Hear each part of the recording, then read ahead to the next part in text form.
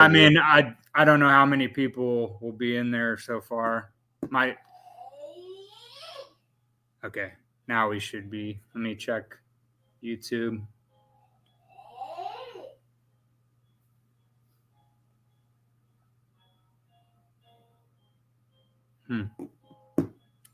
Well, waiting for Papa Goss, 7 p.m. What the heck is going on?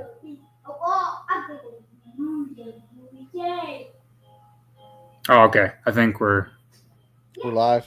Hold on. Of course, now my YouTube's not working. Oh, jeez. What is going on? Oh, my brother just texted me we're live. There we go. Okay. Cool. Sorry, everyone. All right. Nice. We're live. There we go. Okay. Hey, what's going on, everyone? All right. What's happening? Welcome. We got, for those of you who do not know Sprang, Movies That Make You, he has invited me on his podcast a few times. And this night was actually planned by him, and we put it together. So we thought we would share in the anniversary of Friday the 13th because it is a big one. It's 45 years. So we thought we would hang out with everyone and watch it live. For those of you who are trying to find it, the link is in the comments section and is also in the description. So follow that link. You shouldn't have to sign up or anything. It should you might have to watch an ad or two, but it should play for you. If it's giving you any troubles, just put it in the chat and we'll get it figured out for you. But we figured we would jump on here and celebrate a milestone for a film that, just keeps giving over the years. For real. Yeah. Thanks for setting this up, Papa Goss. It kind of was born out of we had Tommy on for the top 5 black-led horror films on my podcast. It was you, me, and Tommy, Popalicious Popheads, and so we wanted to jump on there. Had a good conversation, had a lot of fun, and he mentioned kind of doing a live stream, kind of watch along type situation. And so this came up. I looked on my calendar. I'm really nerding out on a lot of these dates. Like I've got a list on Letterboxd that's like movies that make you mark your calendar is the name of the list. And so I've put a lot of things on there, like the first, like the release of Texas Chainsaw Massacre or the release of Friday the 13th, those types of things. And then also movies that have certain dates in them. Like Miss Congeniality has my birthday, April 25th in it. So nice. I have that on the list. It's what's your favorite date? And she says April 25th, because it's not too cold and it's not too hot. It's just right, Right. But yeah, so that was so I had it on my calendar already, and I was like, hey, this would be a fun like kind of kickoff for like doing some of these watch alongs and kind of seeing how it goes. But yeah, I'm looking forward to it. It's one of my favorites. I think it was the one we talked about on the Halloween podcast last year, or October. We did the Icons of Horror last October, and that was a lot of fun. And this was one of the top ones because it's like it's defined a genre for a good long while. And I really hope that someday somebody is able to kind of grab it and let's remake it or pick it up and see what we can do with it with modern technology and things like that. So, well, that might come true pretty soon. We'll see. But I was watching an interview Q&A on Silver Screen, which is the Spencer Charnas, the lead singer of Ice Nine Kills. He does a horror convention out on the East Coast. And he had the Terrifier cast because they did the music video for Terrifier 3. He had them there last year, and I think he just announced they're going to be there again this year because they make their rounds. But Damien Leone was asked what horror franchise he would like to dabble in, and he said, without even thinking about it, he said he was always wanted to make his own version of Friday the 13th because he just thinks he can bring his, sense of style and sense of like practical effects. He thinks he could make it really good, which I totally believe because, I mean, could you imagine a Terrifier version of like Jason going through, Camp Crystal Lake? That'd be. I mean, when you say that out loud, it's like, that's so perfect because of all of the like the icons of horror that we talked about. Freddy's not super gory. There's horrific things in it, but it's not like it's more stylized. Michael Myers isn't super gory, but when you watch through the Friday the 13th series, Jason is like the most gore fest of those kind of icons, in my opinion. And I think that would be so perfect if he picked it up and was able to do something with it, kind of like they did with the Halloween franchise, like coming back to it years later. That was really fun. I thought that I really liked the first two. I wasn't as big of a fan of the third one that they did, but the first one was really great. And I think doing something like that would be fun. It's always fun. Like, let's revisit this mythology and expand on it and bring it to a new audience. And then that just intrigues people to go back and hopefully pick up the old ones. That's what got me into it. Yeah. Watching Scream the first time made me go, I want to see where this stuff originated. And now I'm all in, Well, and it's crazy because obviously, like, Halloween was technically like the first slasher flick because those didn't exist at the time. And it's crazy. Like, I mean, you could kind of argue that Friday the 13th was also the original only because they're two different films, but they both came out close to each other. So it's like, I don't know. It's pretty nuts. But like, I know Halloween just celebrated 50, which is nuts. Last year, I think, in California, they did the Halloween 50.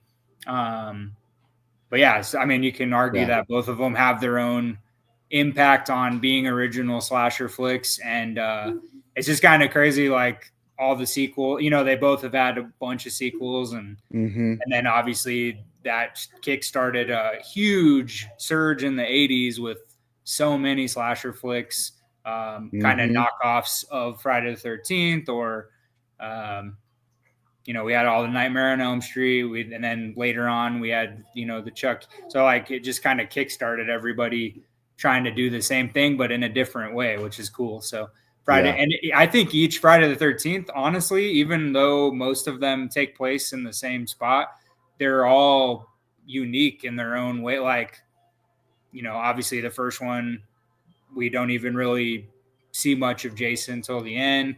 We find like kind of a backstory. And then I actually really like the second one a lot, just because like the Baghead Jason is just so cool, and it's just like a really fun one. Then they just kind of get, 3, we finally get the official Jason, and then it just kind of goes. That's what blew me away watching through the series the first time. I was just like, you got to be kidding me. Like, literally, I was like so shocked, and I was like, it reminded me a little bit of Final Destination, which the new one comes out next Friday. That looks so good.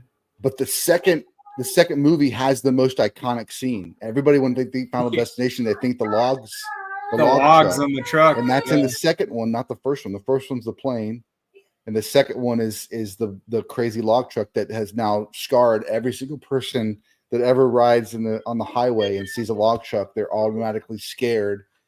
What if this thing busts out and destroys the entire traffic pile up? So could you imagine being on a highway with that?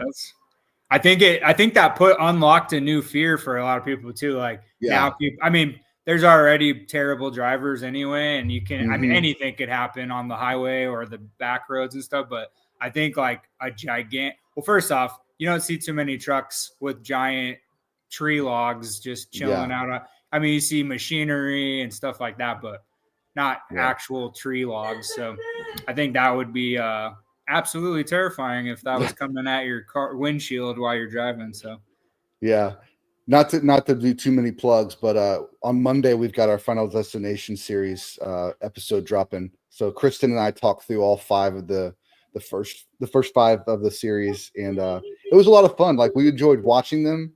It definitely the quality drops off, a little on the 4th and the 5th one, but it's the gimmick that still keeps you coming back. It's just a really great premise, and you just get more and more fun with the kills, with the deaths. It's just more elaborate, and the last one in particular is like 100% like they're setting up a way that this person's going to die like 2 or 3 minutes before the death, and then it doesn't happen that way. Like, almost every death is like they're setting one up, so you're thinking, here's what's going to happen, and then it doesn't happen and they die another way. It's so funny, and it's just like I'm like grinning ear to ear because I'm just like, this is great, this is crazy, and I'm not a psychopath, but right, but it's so great, None of us are, but I mean, we just enjoy. It's just genius. It's good. So gotta say what up to my brother Jake. Nice. He's talking about a bill. I saw a different billboard. It wasn't about the trucks. I saw a billboard they were putting up, I think in Hollywood, because somebody said they're really gonna frighten people because they had real construction people setting up the sign, and then there was a construction like guy dummy that was like splat against the billboard, and then they were they made it look like it was like an accident, but it was an ad for Final Destination. Nice. And I think I saw the one that Jake's talking about. It's like an advertising truck, and I grabbed it, and it's got all the logs. Right. It looks like it's like Final Destination Bloodline. I do know. I did see that. Now that you say that, I was thinking of I don't know why I was thinking they only had that one billboard that I saw, but yeah, good stuff. Okay, yeah, nice. Jake said that's the one. And also, we'll say hi to some people real quick before we jump into the movie. Obsessed with Horror is here. Good buddy of mine. We've got the Marvel and DC Marshlands. Can't believe it's 45 years old. I feel old. Seriously, and I just had my birthday last week, and so like I'm 45. I'm as old as this movie. Isn't that nuts? It's wild. Because I just turned 37, but I didn't see Friday the 13th Part 1 until it was a good while, because there was a lot of horror movies. Because like I was introduced to The Shining and Halloween. We've talked about this ad nauseum on your podcast, but like those 2 movies and Jaws, like those 3 movies I saw at a very early age. But it took me a while to like know that there was so much different horror. I just kind of appreciated them for filmmaking. But yeah, once I finally saw Friday the 13th, like I had to go through the whole set, and there's still, I think there's one Friday the 13th. I think I still have not watched. I bought the when it came out at the video store, I bought the Shout Factory like box set of Blu-rays of Friday the 13th because it was awesome. And but I went through there when I got that box set, and I rewatched most of them. But I'm pretty positive there's one in there that I always think I've seen, and then I start it and I'm like, I didn't see this all the way through, but there's some good ones. And then Texas Frightmare Weekend this year, Kane Hodder was there last year, but he's going to be there again this year, and he's actually doing photo ops, 2 different Jason costumes. He's doing Jason X, which like, I mean, that movie's so crazy bad, but like it is so much fun. Like he's going to be that costume, and then he's going to do the I think it's Jason Lives costume, if I'm not mistaken, but I could be wrong. But I thought it might have been Jason, the second one, because I thought I remember seeing the sack. But because Kane didn't become Jason until the 4th one, I believe. Okay, gotcha. So the Ari Lehman he never wears the Jason costume, but he's the little boy Jason at the end of the first one. Oh, gotcha. And then the Warrington Gillette is this Jason in Part 2, so he's Baghead Jason. And then I think Kane took over either 3 or 4, and then he did all of them up until the remake, and then that was Derek Mears, who does a lot of creature feature stuff. Like He was Swamp Thing in the TV show, and he was also he's a big guy. I met most of the Jasons here in OKC a couple years ago, and they're most of them are all big, but like Kane's actually not that giant. Like the rest of them are really tall. Kane's kind of like closer to my level, which is cool. But yeah, no, it's good stuff. Oh, here we go. Horror Cat Dad. Larry, what's up, buddy? He said he took over in 7. So I guess I was way off. But this is why we got all these folks, man. These No, horror geniuses. I'm like sitting here going, I know. Yeah, y'all know more than me. Well, that's what I was telling you before we started recording. Larry, go follow his channels, by the way, at chat, because he puts out awesome stuff. He reviews a lot of NECA figures, and I was gonna try to put over this thing, but I don't think it's gonna let me. They just released a new NECA figure of Mrs. Voorhees, and it looks awesome. But Larry, if you want to see it in detail, Larry did an unboxing of it on his channel. Go check out the Horror Cat Dad, because he's got awesome content. But that's what you just said. It's good we have people in the chat that can help us, because I know a lot, but I'm wrong a lot of the time. So, all right. Well, should we get this thing going? Does everyone in the chat have Pluto, or if you own it on DVD or whatever, do you have access to it ready to go? Yes, I had to do a little jerry rigging of my setup to make sure I could. I didn't want to watch it. I didn't want to watch it on the same system because I didn't want to bog down the stream. Yeah. So. No, I did the same thing. Luckily I have 2 laptops, so I'm doing this on my good laptop, and then I got my Chromebook for Pluto TV. So nice. Well, because my son is hogging the living room TV right now, so. If you guys hear some noise, just let me know if it's too much in the background. My son's playing and doing he's watching Disney stuff, not horror stuff. So all right, so let's go ahead and we'll hit play now. And if anyone's behind or anything, I'll give just to let us know if you need a timestamp, and I'll give you a timestamp where we're at.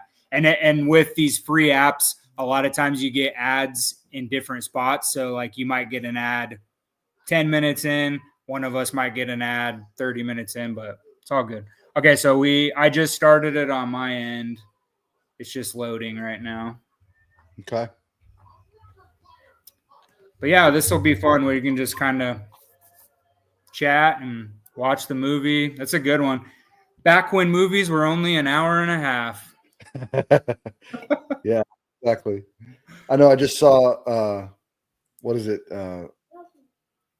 Something's 2.5 hours. I think it's the Mission Impossible is over 2 hours and 20 minutes, and then there's other ones like I can't remember. I just saw one post today that was like runtime's going to be 2.5 hours, and it's like, oh, I don't mind it, but my kids. No, exactly. Yeah. Oh, hold on 1 second. I'll be right back. Sure. Camp Crystal Lake, 1958. Oh, man.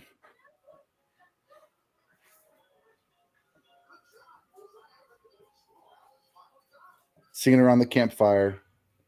Gotta love it. Kind of a staple of the whole camping experience, right? Woman didn't nap today. Yeah, I tried to go over there. And this is similar to Halloween in that we get the killer's perspective from the get-go. So that's unique to, you don't get that all the time, but it is interesting that both Halloween and Friday the 13th both start with from the killer's perspective. Sleeping campers.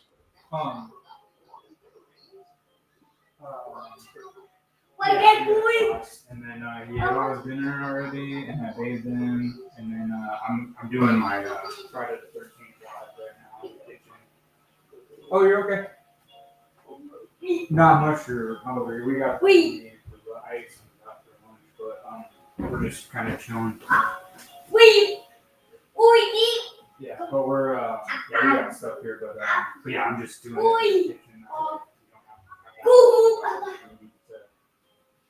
it's just pretty Definitely, Jake. Absolutely.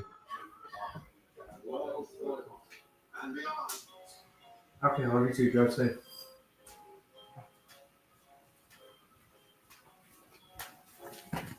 All right. Sorry about that, guys.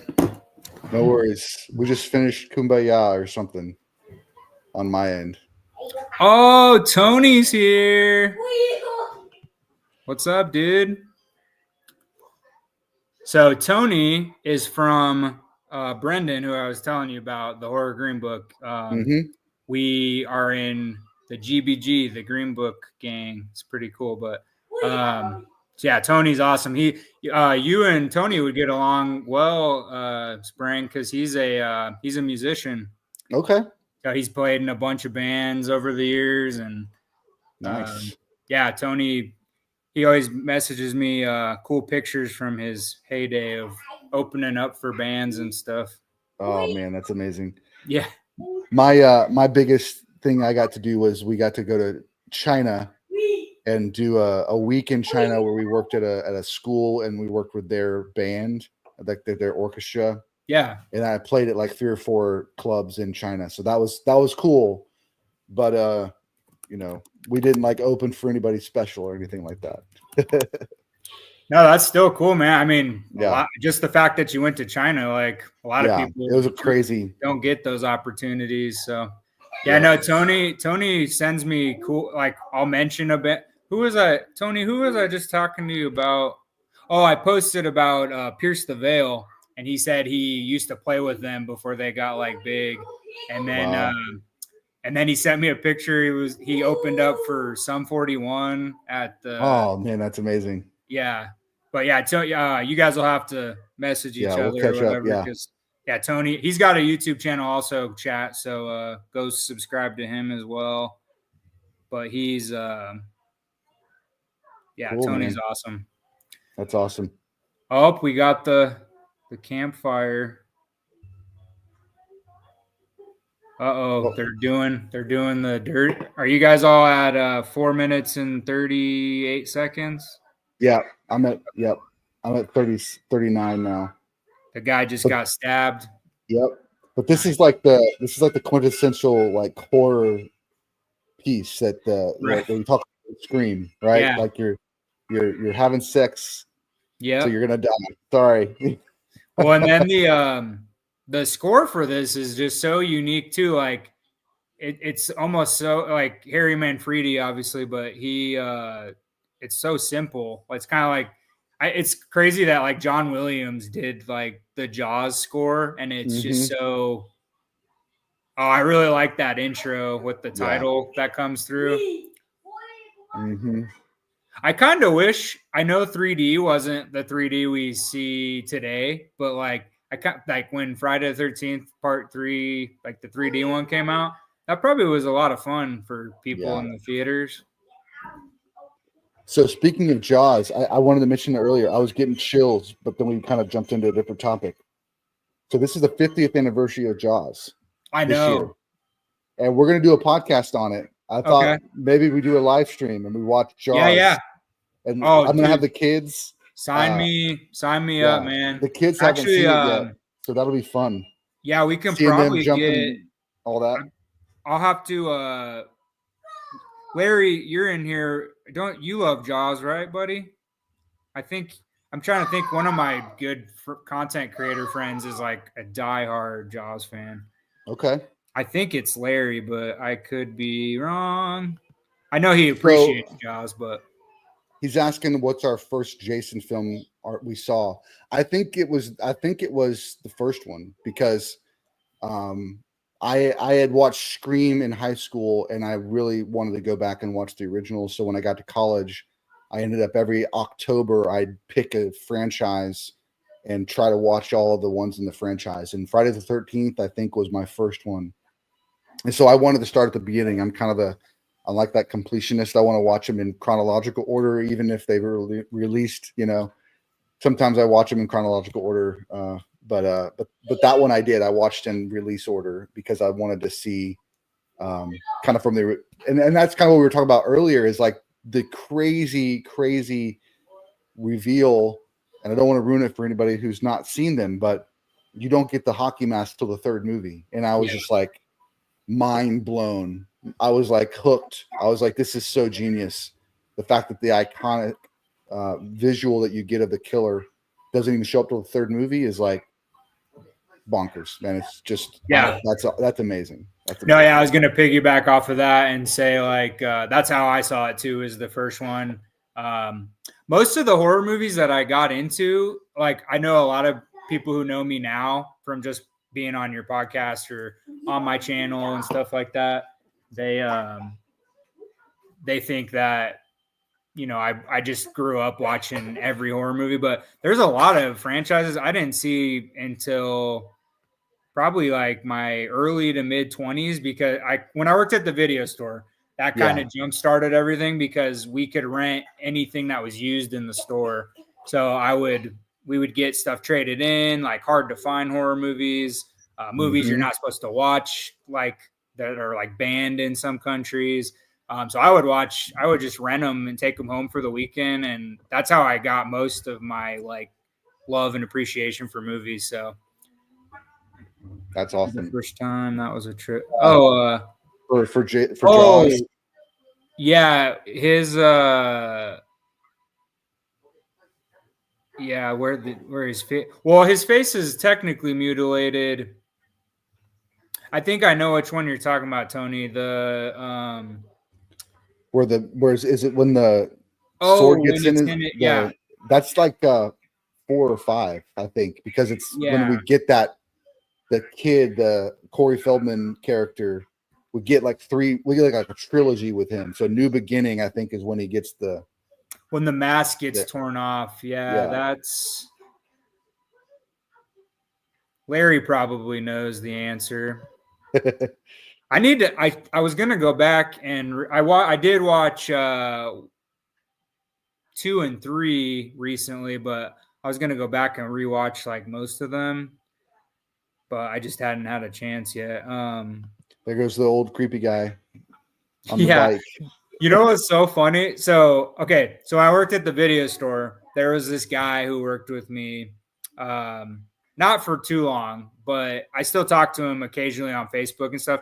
And he and a friend put together horror cons in Colorado. They live in Denver still, and he knows a lot of like horror celebrity. Like he used to do like private security. Like when celebs would come to cons in Denver, he would like pick them up or take. So he's met like Elizabeth Banks when she did Slither back in the day. Like he got nice, to like drive her to her hotel. But this bus driver guy right here, we were working one day, and he's good friends with Ari Lehman, the first Jason, and so he was always saying like, he's like, I could get him to the video store. He could do like a private sign. And we were like, yeah, I don't think that many people really watch Friday the 13th or horror movies here. So like the video store I worked at was a lot of like people who just mainly liked action films, and there was families. Gotcha. So like obviously they didn't watch horror, but yeah, he was always mentioning, but like, I'm pretty sure it was this actor, the truck driver guy.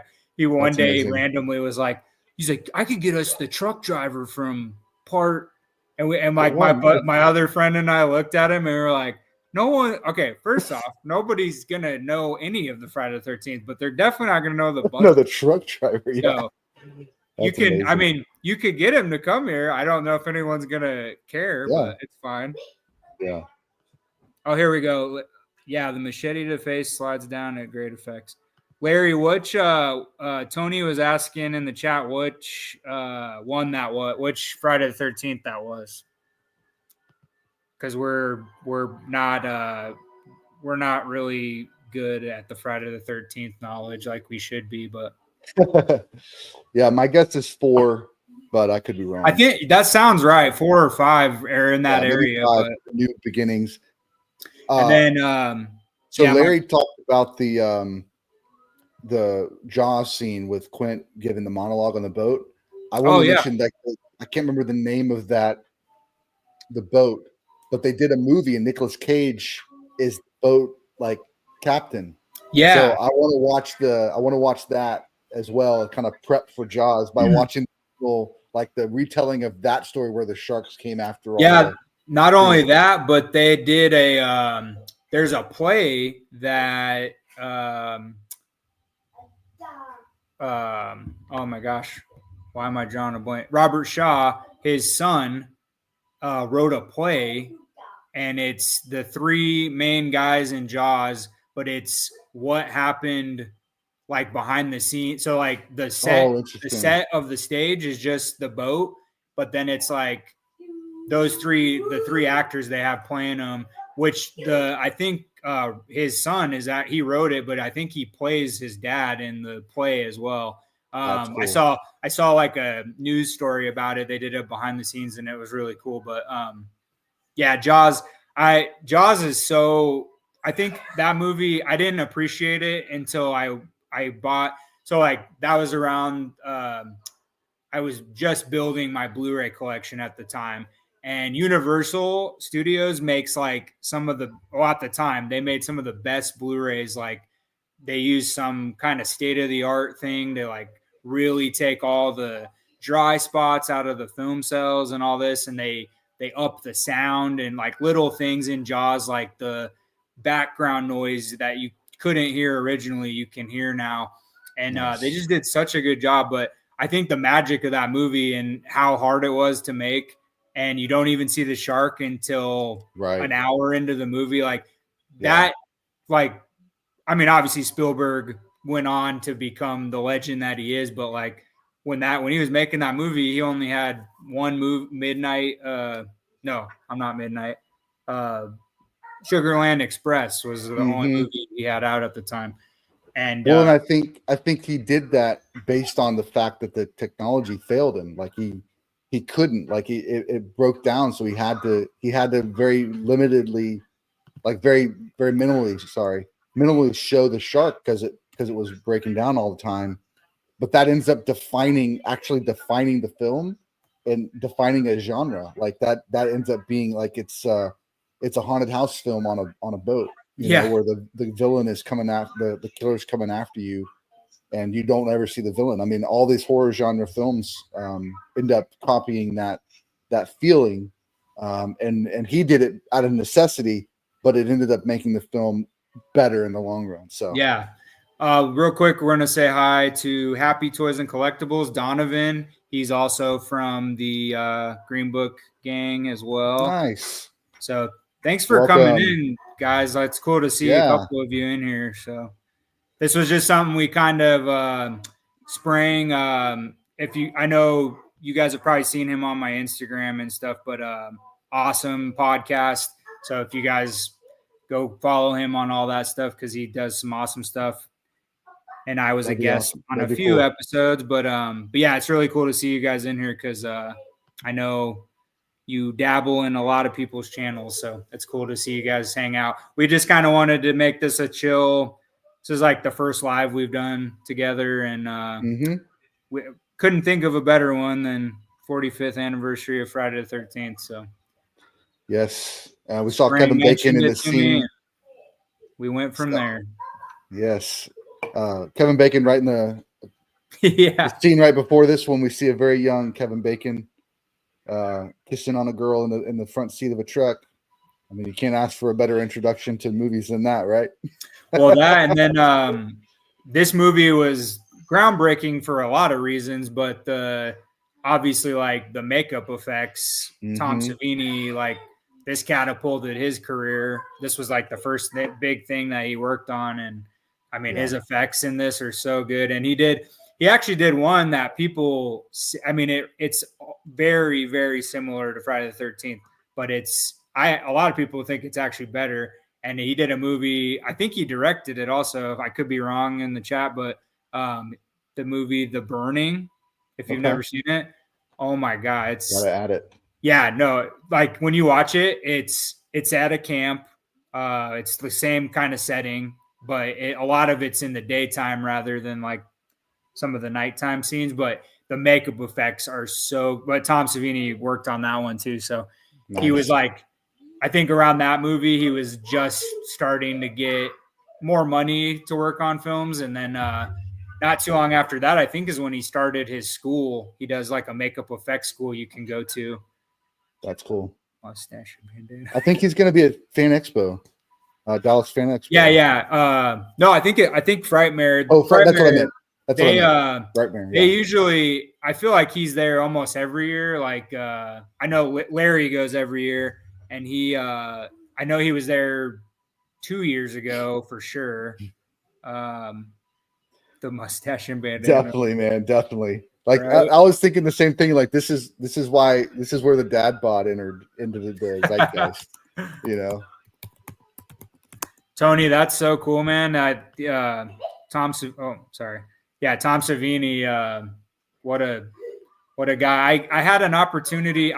He's been at conventions I've been at. I've still not gone up to his table to like talk to him just because I don't know. There's other people that I'm trying to meet, but he came to a small convention in Denver. It was a pretty insane. It was at Alamo Draft House. This was like when Alamo first kind of started opening locations. Yeah. And they had one in Littleton, Colorado. And they had a Mile High Horror convention. And one year I met Gunnar Hansen. It was like right before he died. It was like a year before he died. Wow. And then one year they had Tom Savini. They had Meg Foster. They had Roddy Piper. This was before he died, so Roddy Piper was there. So they did like a They Live reunion real quick. That's amazing. And Tom wasn't. He had to go home sick the day I was there, and so my buddy went back the next day because he was a diehard Tom Savini fan. And it looks like a lot of our chat is big Tom Savini fans too. So yeah. He's had there's so many makeup effects people that I would love to. I think the biggest one at most cons that people would love to get announced was Rick Baker. I know we've talked in the Green Book chats before, like Rick Baker's werewolf transformation in American Werewolf in London is like hands down one of the, besides The Thing, it's one of the coolest scenes I've ever watched. And I'm like, man, someone made that look real. They made that look real. Well, I know we're getting a lot of the American Werewolf folks at Frightmare Fest. Yeah, they canceled last year, so they're remaking it up this year. Oh, that's amazing. Tony Baker's so damn good. Yeah, he was just on I started going down his resume recently, like the end of last year, because he was on Joe Rogan's podcast, which was out of like the blue, out of nowhere. And just hearing him talk about different things, I was like, man, he's just so cool. Nice. I got to sit and shoot the shit with Savini for a bit. Very talented. That's cool, Donovan. That's awesome. Everybody that my friends who've met him, they say he's really cool and down to earth. Every table I've been at, or a convention I've been at that his table, like he's usually just chilling with whoever's running his table and stuff, but he seems chill. That's cool. But yeah, he worked on so many cool things, but yeah, Tony, he was on Rick Baker was just random. I think it was the end of last year. I want to say like September or October. You can just type it in on YouTube and find it, but very interesting. Joe gets a lot of cool stuff out of people, but Rick was just real down to earth, but he was talking about, movies, and Joe nerded out about American Werewolf in London and how cool that was. And he talked in detail about working on that. But yeah, like people like Tom Savini, like you can see it in Friday the 13th or just all his work that he's ever done. But that we don't get movies like that. And when we do nowadays, it's like, that's why it's so magical. Cause you're like, people made it. Like this is making a movie.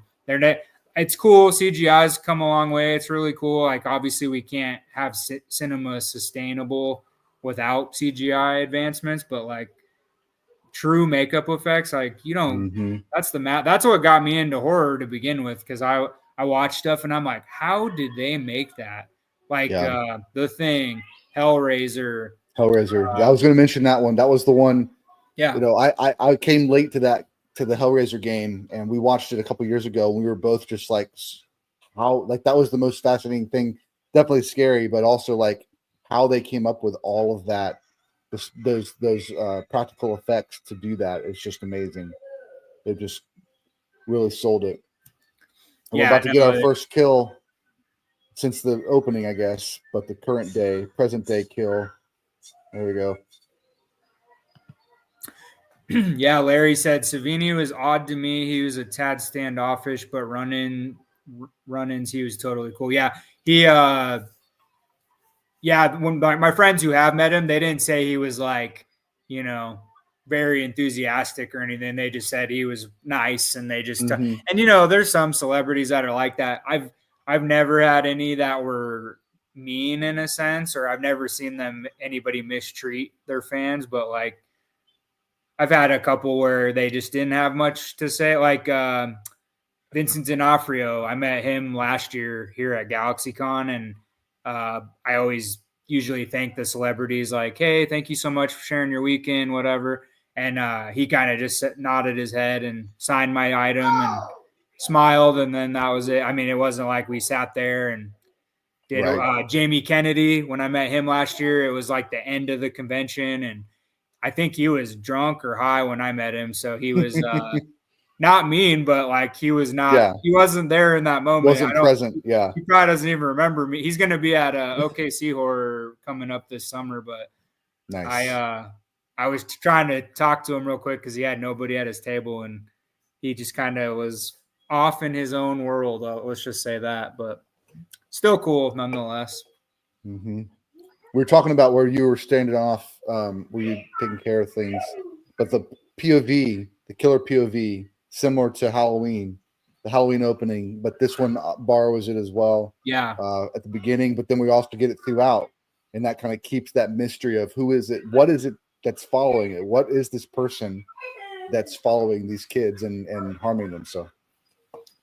Yeah, no, that I always go when I watch pretty much any movie, especially horror, but like, because for some reason horror movies just seem to get really interesting and creative cinematographers, like, and they might try a new shot that's never been done. But every movie I watch, if I see a cool scene that's shot really pretty or really cool looking, like I always go back in my head to Halloween. Like, I mean, that was just so, and they didn't have a budget on that movie. Like they somehow ghetto rigged that, what became basically the, what's the name of the camera? The, whatever the device is called that they I know what you're saying. Yeah. So they don't have to move. I'm drawing a blank right now, but Steadicam, right? Yeah, well, kind of like a Steadicam, but like they have a name for, I can't remember what it's called, but okay. Steadicam. Okay, Larry said Steadicam, yeah. I always thought. Oh, actually, go back to Tony. What a trip seeing all the horror or war, and then to bring it to life in cinema. I'd love to pick Savini's brain.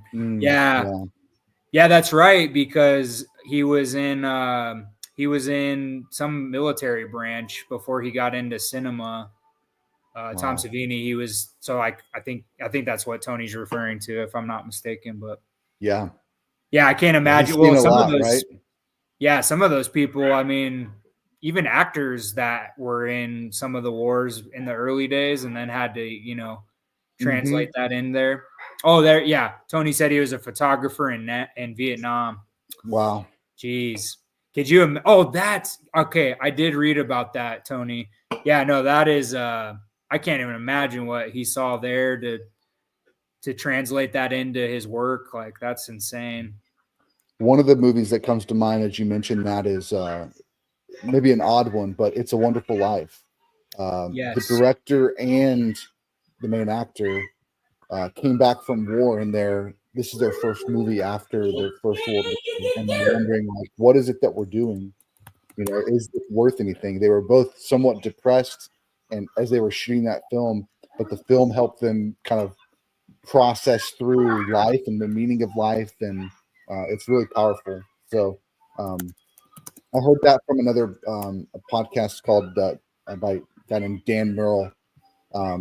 He did a podcast a while back where he really focused on kind of his library of films and what he liked, what the films he had on his shelf, and he'd pick one and he'd kind of really deep dive in on it, and It's a Wonderful Life was on that as well. So yeah, so cool. I mean, not cool, but like interesting. Like that's can't imagine like the mental, what you go through mentally to do that.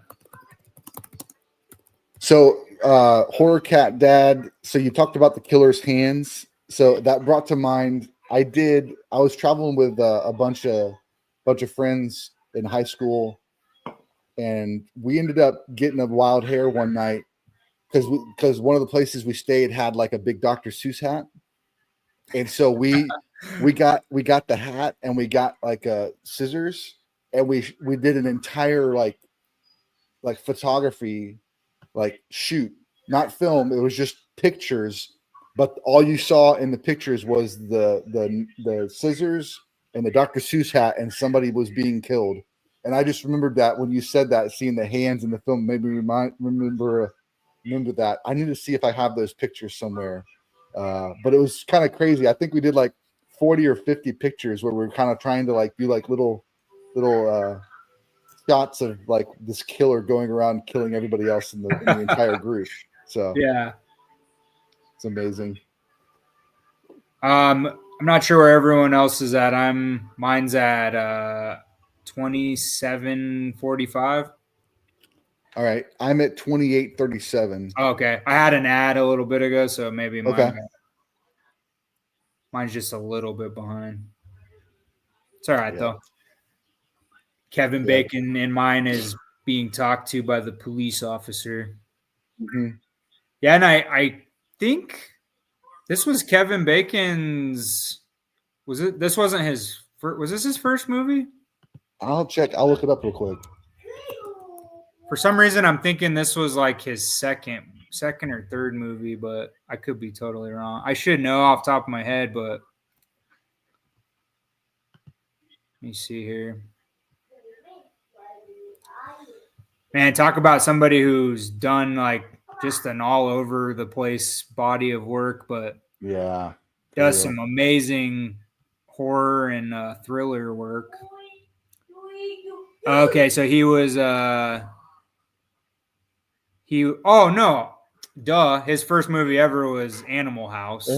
There. And then he did a couple of TV movies, and then he did Friday the 13th. But yeah, this kind of like, I mean, obviously Animal House was big, but not mainly because of him.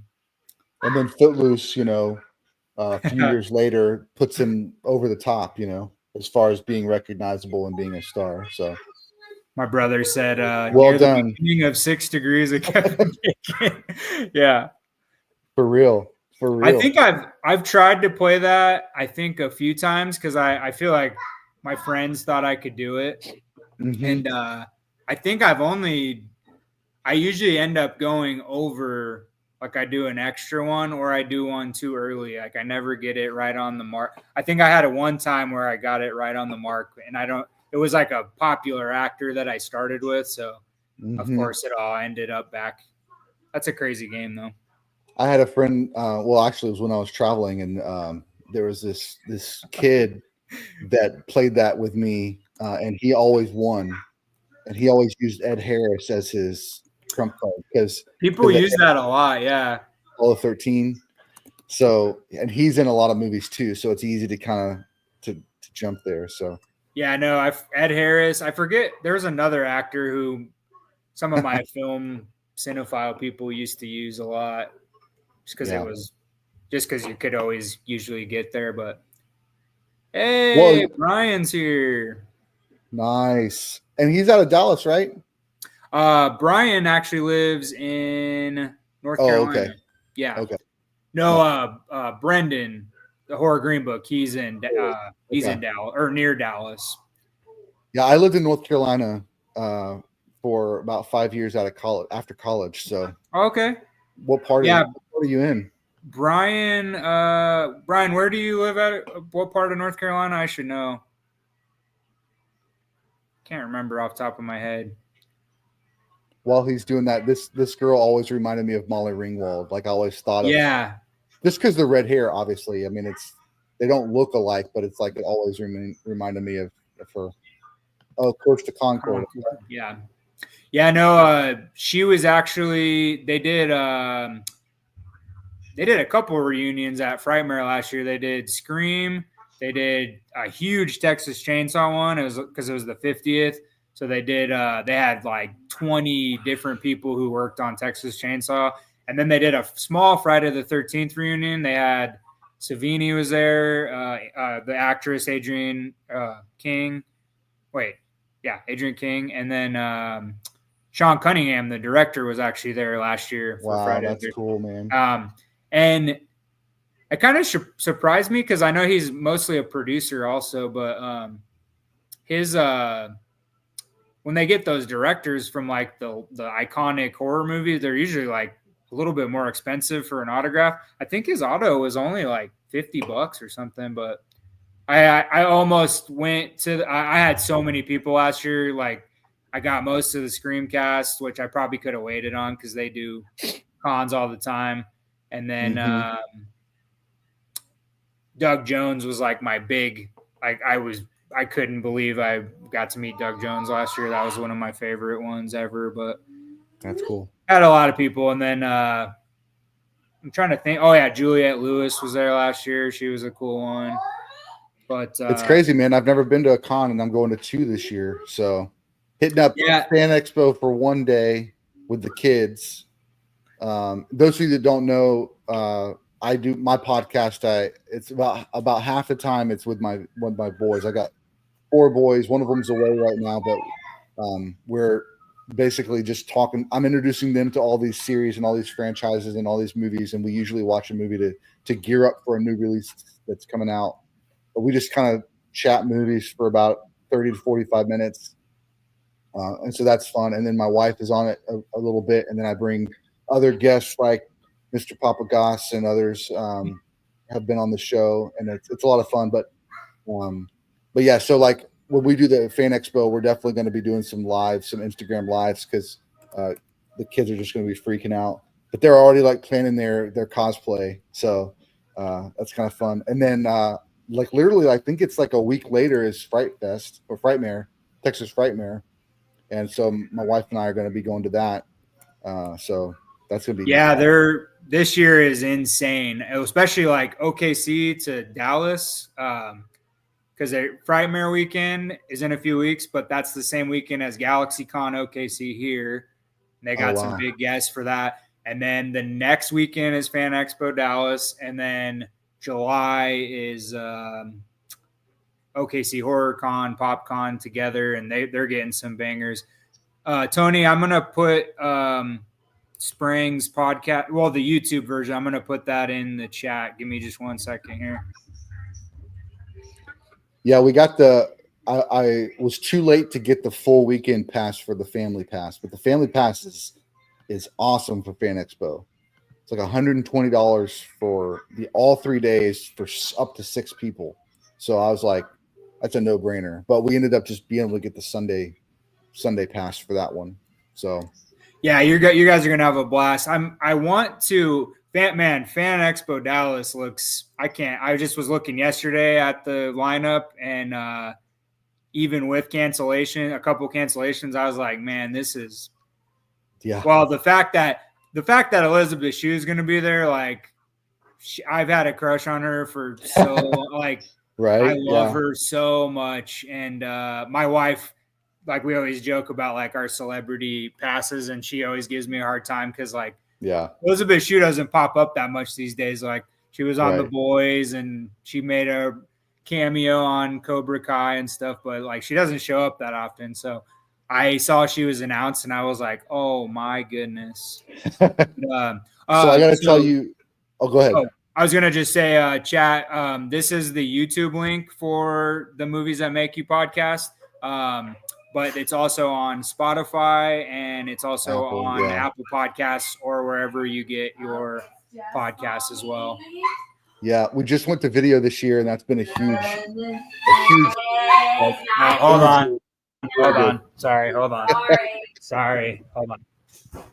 Mainly for the chat. I don't want everybody's eardrums to. Okay. Let me just come in here for a second. Yeah.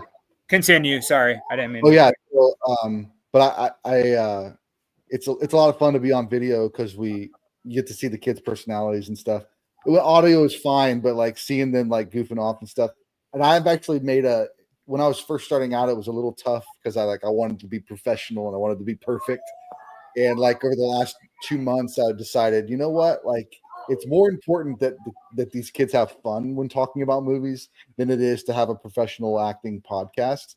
And so I was just like, I'm just gonna let them go. And so it's really been a lot more fun and not a lot less like strict. And they'll just go on their tangents, and I just let them ride, and we just leave them in because it's like, hey, this is what this podcast is when we got the kids on, we're really wanting to hear what are they feeling about these movies and what kind of ridiculousness can they get into. So no, I tell everyone about it just because like everyone knows how, I mean, obviously my love for cinema, but when I first met you, obviously like just meeting you was like cool enough because I was like, man, I have a lot of friends who watch movies and stuff, but they're not nerds and addicted like I am. Like, yeah. Which is fine. Like they like what they like, and a lot of them, we just all have busy schedules, so we don't even get to watch a lot anyway. But when I found out about your podcast and like what it revolves around, I was like, that is the coolest thing. Like I tell everyone, I'm like, it's so cool because like your kids are all really young, and they're about a couple of them are about the age I was when I first started like loving movies. So the fact that you're showing them your love, sharing your love for movies, and like going one by, I mean, and the fact that you have something every week, it's amazing. Like they get to see new stuff all the time, which is so cool. So if you haven't followed him, check him out because I mean, we did some fun episodes, but he's got other amazing episodes where they just go in and talk about all their love for movies that are coming out and stuff like that. So yeah, it's cool. Oh heck yeah, Larry! That's awesome, buddy. So that's actually how we met. Papa Goss was I took my son, my oldest son, to go see Scream for the first time. That was the one that I fell in love with horror, and so I got to take him, and it was last year's Frightmare. Yeah. So we got to see Skeet Ulrich and David Arquette and Maddie Lillard. Yep, and got to actually ask a question in our showing, so that was pretty cool too. But like to share, I can feel you, man, because sharing the love that we have for, that's kind of what I tell people a lot about the podcast. It's like when you love somebody, you want to share with them the things that you love, right? And that's kind of, movies is my thing, man. And yeah, I should show you guys the schedule, the movie schedule. Because I've got the podcast schedule, and then I got a back date to like, okay, we're going to record the podcast on this date. Okay, so that means we got to watch these 3 movies on this weekend, and so it's all like our movie schedule watching is or movie watching schedule is definitely stacked with lots and lots of hours watching movies. But he sent me a little photo of the thing yesterday, and I was like, man, but it's really awesome because Sprang stays on top of it, which like obviously if you're running something every week, you got to stay on top of it, but he just does such a good job of organizing and knowing what's coming out, getting everybody prepared. And that's what I like most about it, is just so cool. So, and plus like some of my relatives, like whenever I'm on, they listen, and I think they've listened to ones that I'm not on now because they know where you're at. But it's just cool because like a lot of my aunts and uncles, like when I was a kid, I wore out some VHS tapes. They all had a copy of Batman '89 or the Teenage Mutant Ninja Turtles, the first movie, or like I had a few VHS that all my relatives had a copy when I come to visit because they knew how much I loved them. So like they knew I loved those kind of like nerdy kid movies. And then as I've gotten older, I don't think they realize like how much I love other movies, like, not just Batman, not just this. So like, it's kind of cool. They like chimed in and listened to my aunt the other day, she said, are you going to be on an episode anytime soon? She's like, Oh, that's cool. yeah. And I was like, no, we're going to do, I sent her the live for tonight, but she's busy tonight. But yeah, she was like, she's like, I love watching your guys' passion for talking about movies. I'm like, yeah, I know. Like we met by fate. And, Yeah. and what's even crazier, I've told Sprang this before, chat, but so the Scream so Frightmare Weekend, I went the last 2 years, and I went to a screening both years. The first year, 2 years ago, I went to John Carpenter's The Thing, which I barely got a ticket. I got the last ticket for that, and it was a lot of fun. So when I saw that Scream got announced, I bought a ticket right away.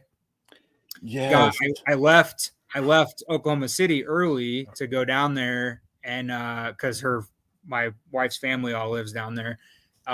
So she was like, go have, you don't get time to yourself. She's like, go enjoy the first night of Frightmare, technically, go to the movie, all that stuff. So I drive down there. I get down to the Alamo. Was it Alamo Draft House? Yeah, Alamo Draft House. Yeah, Las Colinas. Yeah, Las Colinas. Yeah.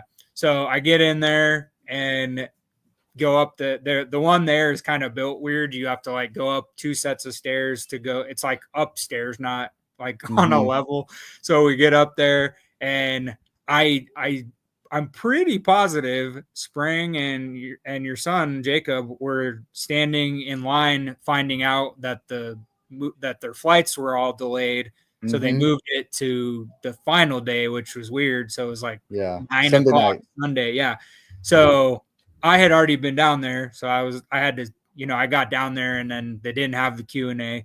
But I remembered after I met you Sunday, I was like, I'm pretty sure they walked in the same time I did and found out at the same time that the movie got postponed. So just kind of weird how we because I was just killing time. I was just killing time at that at the bar there, because I got there super early because Frightmare Weekend had just ended, and I met Skeet, and then I ran over because I was running late, because I actually had tickets to the Thanksgiving Q&A with Eli Roth, which was right before that, and I missed the whole Q&A, so I told them to try to like refund me, because they were like, well, they're like, the movie had just like started, and I was like, yeah, but I bought the tickets to go to the Q&A. I already saw the movie. I was like, that's cool, but that's not what I paid $50 for. So yeah, and then we just so happened to meet, and here we are now. It's pretty cool. Yeah. I love some Alamo Draft House, man. I wish I had one closer. It's about 40 minutes to get to the closest one, even in Dallas. I mean, it's right here, but it's still a little bit too far to be there consistently. But man, I love the setup. I love the vibe. It's like an experience. It's a movie lover's like movie theater. It's not just the multiplex, the big, get everybody and their mother to come to this movie theater. It's like, no, this is for people that love movies. It's so great. Yeah, no, we don't have it here in OKC. We have a Flicks Brew House, which is similar, but it's not even close to the same thing. But Colorado, we had two when I moved, and then they have, I think, 3 Alamos now there. But the one in Littleton, Colorado, is where they used to do the horror convention there. And nice. Yeah, it's just a lot of fun. But yeah, they do. I mean, I went to The Shining there one time, and then actually I've seen The Shining at the Alamo twice. One of them was with Q&A with the Shining twins, and Joe Turkel, who played the bartender, who passed away last year, I believe. But they all 3 were there, and the twins, like, every once in a while. I think they're off social media now, but I used to talk to them on Facebook every once in a while, because they live in London and they just come to the States every once in a while. But yeah, that was a really awesome experience, the Q&A and talking about Stanley Kubrick and just all that stuff. So just got another kill. Axe to the face. To the face. Yes. Crazy. And Monopoly, the best. I love that this. I thought about this earlier. I love that this is all the camp counselors showing up to camp early, and no kids are there. I'm glad there's no kids there, but all this craziness going on. I was going to say Betsy Palmer. Betsy Palmer. I saw a clip recently where she was talking about the only reason she did this movie was because she wanted a car. Like, yeah, because she didn't like horror movies at all. Yeah, yeah, that's crazy. Yep. But yeah, I mean, to be in something so iconic is crazy. Well, yeah, and then I was telling you, Larry just did an unboxing of that new figure of her, and it looks fantastic. But I mean, I think they've been trying to get the rights to her for a while, but yeah, it's kind of cool to see some of those like older actors and actresses, and you see them in horror movies when you finally watch them. And I'm sure when it first came out, it probably nobody batted an eye. And then now, if you watch horror movies later, then it's good. But I was thinking about the most recent Exorcist. I didn't get to see it yet. I mean, part of it was because it didn't do great, and critics weren't too fond of it. But I definitely still will want to see it. But to bring back some of those older actors back to that film, back to a franchise, is kind of fun. I know what you did last summer is getting the reboot later this year, and they've got Freddie Prinze, who hasn't acted. He's voice acted on Rebels and maybe some animated stuff, but he's not live acted on action film in a long time. So it's pretty cool that they got him back, and Jennifer Love Hewitt to be back for that franchise. She walked on set. She sat down with the director and said, "Let's make history." That's the quote. So I'm just like, all right, so that's a big thing to throw down. So let's see if it actually lives up. Yeah, well, and a lot of them, like I know Nev was that way for a little while with Scream. Like she, they did the fourth one and they did the fifth one and stuff, and then she came back, and then there was talks that she wasn't going to come back for the new one. But I mean, they paid her what she was more about money, but Yeah, but I'm sure a lot of those ones that even if it's a cameo, like well, my brother just said the Exorcist was still pretty fun. Yeah, well, and that's another. I was actually just talking about the Exorcist the other day because a couple of nights ago, because Linda Blair did a live signing on OC Celebrity Marketing's Whatnot, nice. And I know she's going to be at Frightmare Weekend this year too, but. I've heard so many stories. Like I've heard she's not very nice, and then I've heard like she's nice if you talk about her like dog charity and like different things. But she doesn't like to talk about certain things about The Exorcist and whatever. But that's another movie where like when I was younger and started buying DVDs and stuff, the DVDs always had that huge purple thing, and it said scariest movie of all time, and like that's all I saw for a long time until I finally watched it. And I think because it had that, like that's a big statement, like scariest movie of all time.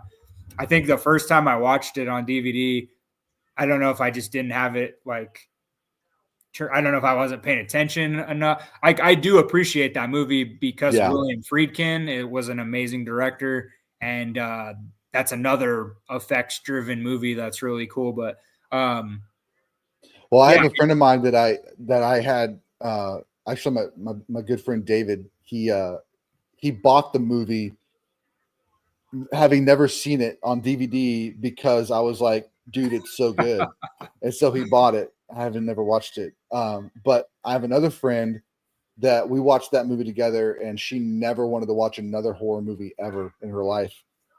In college, so she's like, "That's too scary." It was a different type of fear that it was put into you.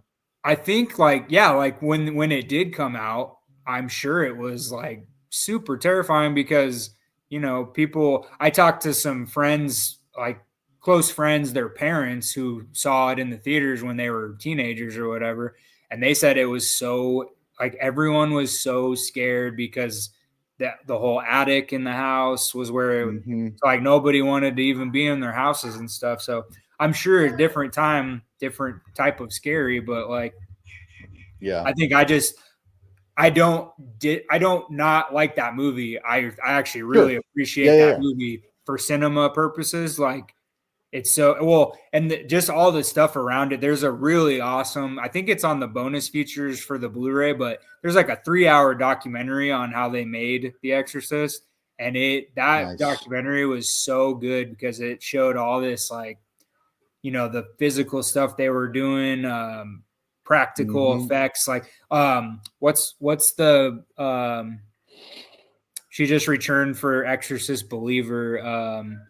Yeah, I can't remember her name either. Oh my But she gosh. played the mom in the first one, right? Yeah, I know her name, and now I'm like drawing a dang blank. Help me out, chat. What's the mom's name? What's the actress's name who played the mom in Exorcist? I'm like brain fart tonight. Oh my gosh, hold on.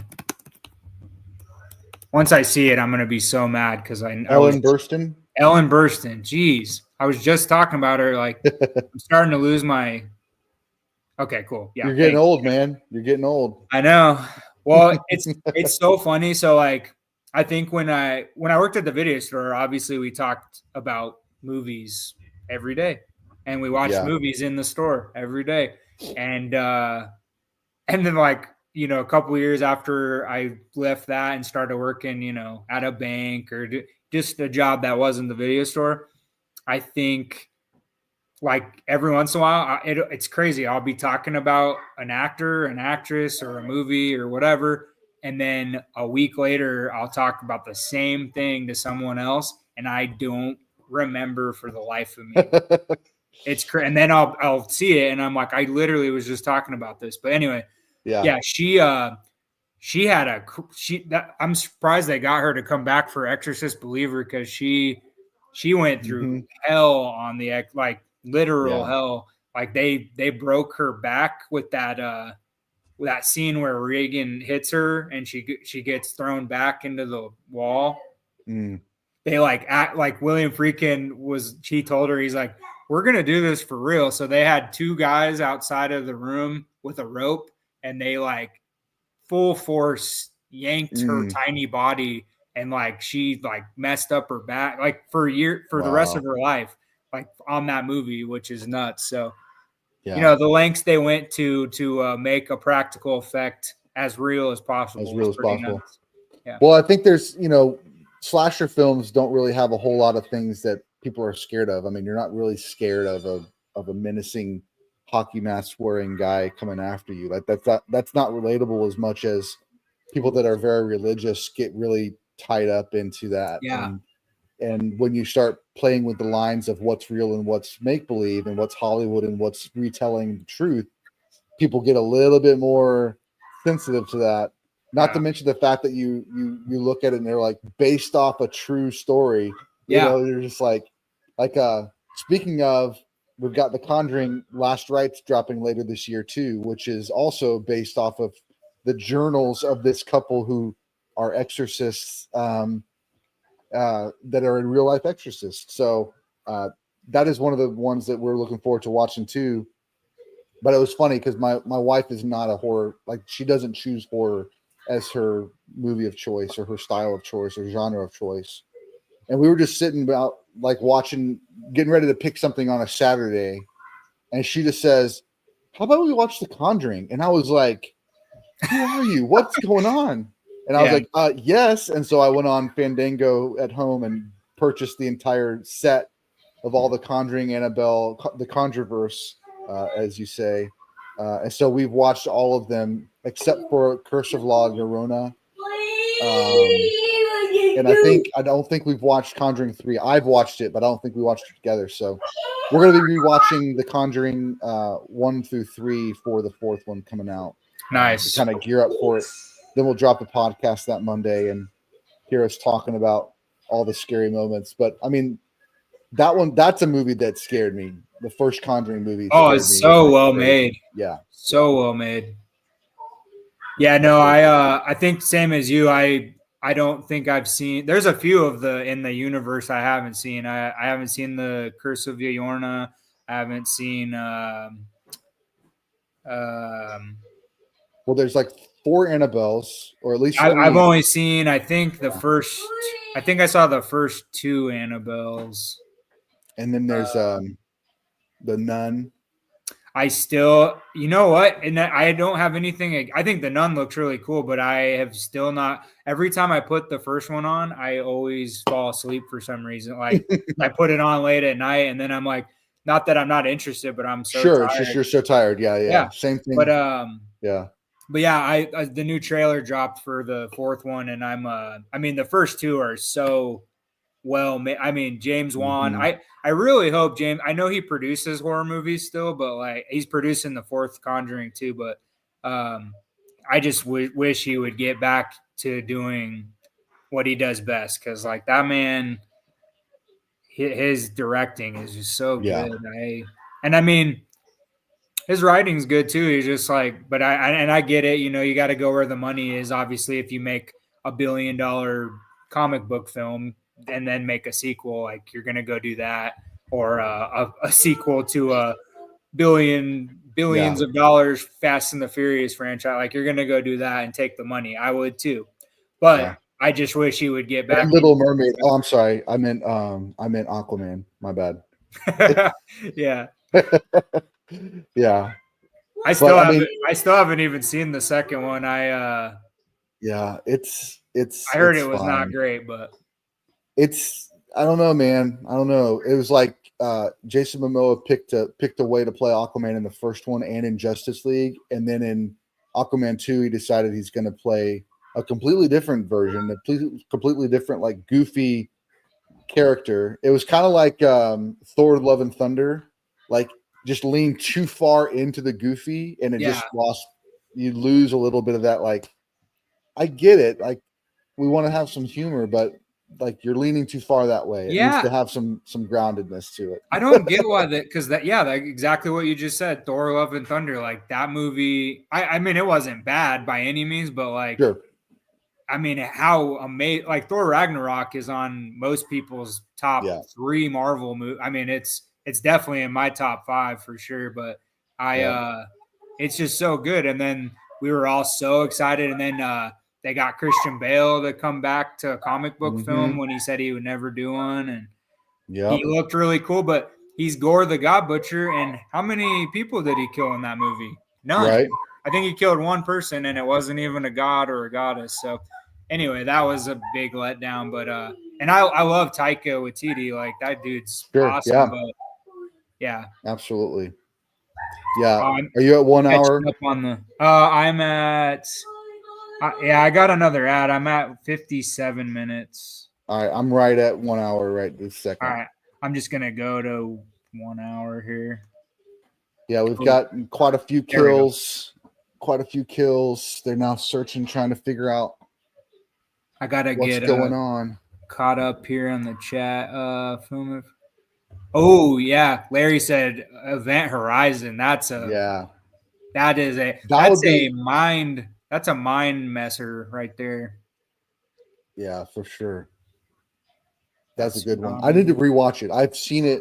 I think I saw it in college or when it came out, and I really want to see it again to kind of reacclimate to it, because I remember really liking it, and I've heard a lot of positive things about it.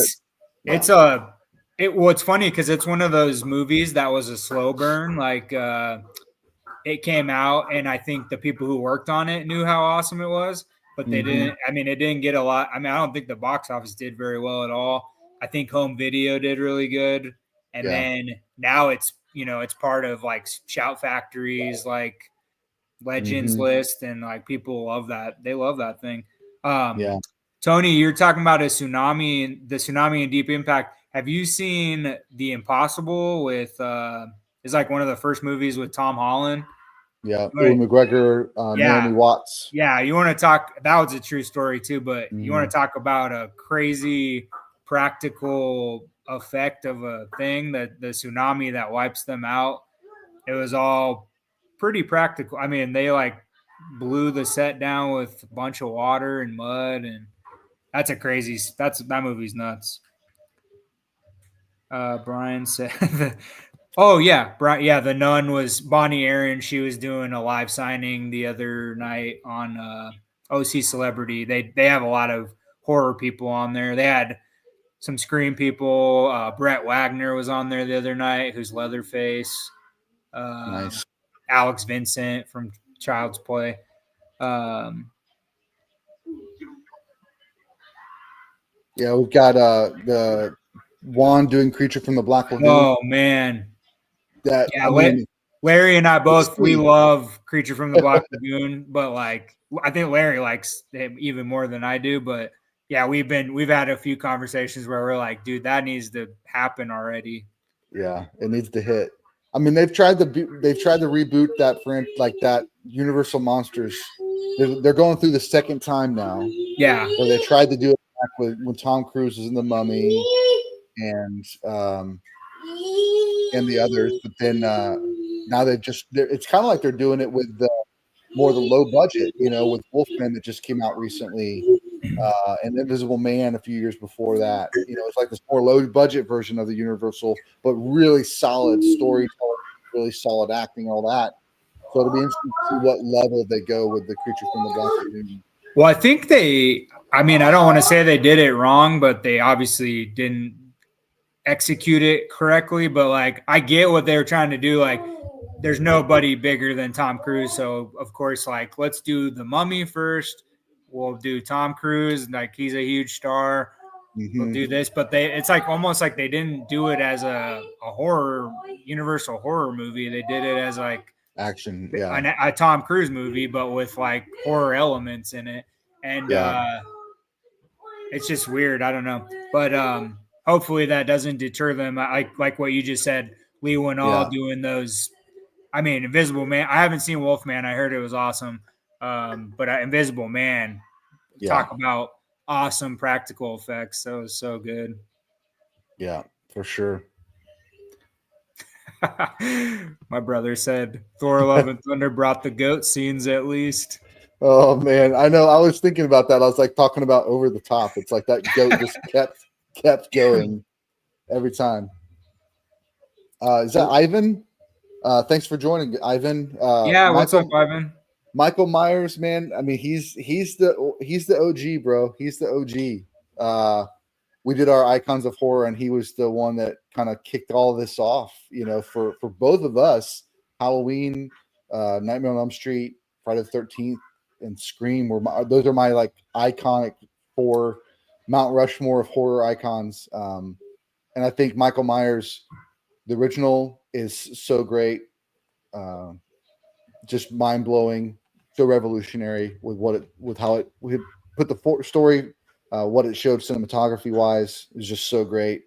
And I still go back and watch the other sequels because it's like, it's fun to see what hijinks he's going to get into and who he's going to kill.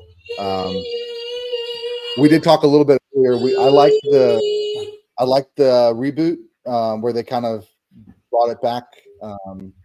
I thought the first one was really good. Second one was okay, and I think the third one I want to rewatch it because I want to like it because I do like Michael Myers, but I lost a little bit of what they were doing on that third one. But as a character, he's the OG, man. He set all this in motion. I feel the same way about the new trilogy. Like, first one was super solid. I liked where they were going. Like, at first when I heard they were doing it, well, actually, when I first heard they were doing it and who was one of the screenplay writers was Danny McBride, I was like, what? Yeah, I know. I was like, that's crazy. And then I saw the first trailer and then realized what the story was going to do and pretty much start from the beginning right after the first one. I was like, oh, okay, cool. This could work. And the first one was good. Second one had some really awesome stuff. I didn't love as an overall movie. I liked it more obviously than the third one. I feel like they just rushed. They kind of made that trilogy super fast because they released one every year, and it was like, it's like, okay, we like that you're doing more of these, but for sure. Okay. Oh, sorry. The signature Tom Cruise run in The Mummy. I'm sure he was running in The Mummy for sure. I don't know that I actually ever saw it because I heard such bad things about it. But the other one that they had in that universe that they were trying to kick it off was Dracula Untold. So they had Dracula Untold, then they had Mummy, and they're That's like, right. hey, we can kick something off. They brought Russell Crowe in as Van Helsing, as like the head of this kind of the Shield, Marvel. He's the head of this like Shield organization in the Universal Monsters, but it didn't hit. Yeah, no, I mean, like I said, I the marketing people, they probably were like, well, in the studios were like, I mean, Tom Cruise is huge. This is going to kick this off because I remember the initial poster of the cast that they were going to work on the movies. They had Tom Cruise, obviously. They had Johnny Depp was supposed to be Invisible Man. Yeah, they did the whole photo shoot. Yes, I remember that. Yeah, they had like 5 actors and actresses. And Angelina Jolie was going to be the bride. Yeah. And so it was like that first initial idea, we were all, as fans, we were like, okay, you guys probably got this down. And then they were like calling it the Dark Universe, and it was just cool. But Javier Bardem was going to be Frankenstein. That's right. Yeah. So they do have. So speaking of that, they do have The Bride and Guillermo del Toro's Frankenstein is coming out next year. The Bride, I think, is scheduled to come out this year, but I haven't really seen much about it, so that might move. But they're definitely still moving forward with the Universal Monsters idea.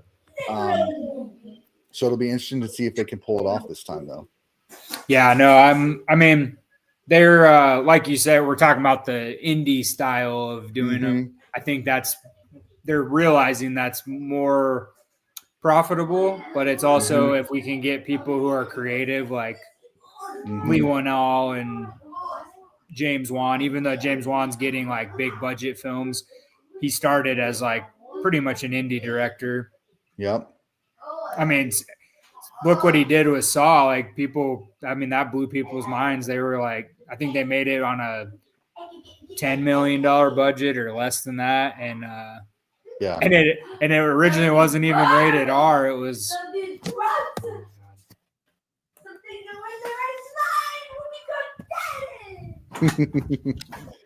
Yeah, I see. No worries, brother. No worries. Yeah, I saw that Christian Bale is going to be Frankenstein's monster. And he's for Maggie Gyllenhaal. Yeah, she's directing that. Yeah, that's going to be great. Yeah. Oh yeah, Larry said Death Sentence with Kevin Bacon. If you've never seen that movie, that is a really I guess you could technically call it horror because it's really it's very gory and violent, but it's more of like a thriller. Kevin Bacon plays this like crazy character that hasn't really played before, and the effects are good. It's got a lot of like really cool kills and violent, like it's just a crazy. But James Wan did that movie that was like right in the middle, so it was like I think he did it after Dead Silence, which we talked about, and I think he did it before like some of his bigger ones like Conjuring and stuff, obviously. But that was one that came in the video store a few times, and I had never even seen it, and I was like, what is this movie? I rented it, and I was like, this movie's awesome. But yeah, add that one to your list. You'll like that one. It's good. I added it. Hey, I'm gonna throw a Letterboxd in the chat if that's cool. Yeah. So I do. It said it failed to post. Let me log in to post. I'll put it in the private chat, and then you can throw it in the main chat. Okay. Yeah. But so our podcast is The Movies That Make You, and the idea is like when my wife and I first started dating, I didn't want to like just ask her like what movie you want to watch or like what genre do you want to watch. While some of these lists fall into certain genres, it was more like, what do you want to feel? What do you want to feel like? What are you in the mood to feel tonight? So movies that make you laugh or movies that make you cry, those are pretty obvious, but I have a lot of fun with those. And then I also post our prep list. So if there's a movie coming out and we're about to do a podcast, I'll I'll do our list of movies that we're watching in preparation for that movie coming out. So, and then they're not, like I said, I just throw in different lists together. I love the idea of trying to be creative with the lists and seeing what you can come up with. So there's some stuff on there that's just kind of wild and wacky. And then October, I always do the 31 days of Halloween. So watch at least one movie a day, and I post those lists for the last few years. So you can check those out. But follow along. I post kind of what we're watching as a family and what I'm watching individually, and I tag everything based on who's watching the movie with me. So it's kind of fun. But I love Letterboxd. I'm kind of like hooked on it now. I don't really do a whole lot of reviews on there, but I just more like track the movies and stuff. So yeah, I know your letterbox is pretty on point. I'm so bad. Like, I love letterbox, but I'm so bad at because I wanted to go through and add old ones that I've already seen. And then obviously I always sometimes forget about the ones I do see that just come out. But yeah, letterbox is a really cool, fun tool. I just like the fact that you can kind of just like share your feelings, and then people can agree or read your thing or have their, make up their own thing. It's pretty cool.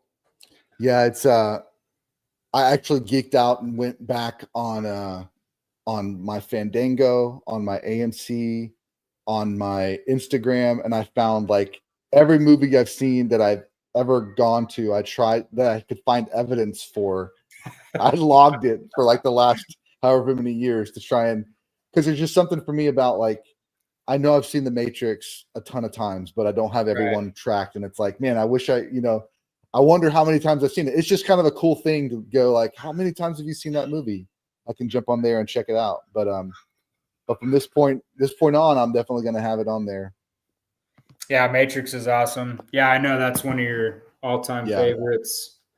So I think I might have told you this, but Dallas has this event center or this like screen called Cosm. There's one in LA and one in Dallas, and it's basically like the Dome in Vegas, sort of, but it's like smaller than the Dome, but it's the same idea. Everything is like you have no peripheral vision. Like everything is like screen. It's all LED screen.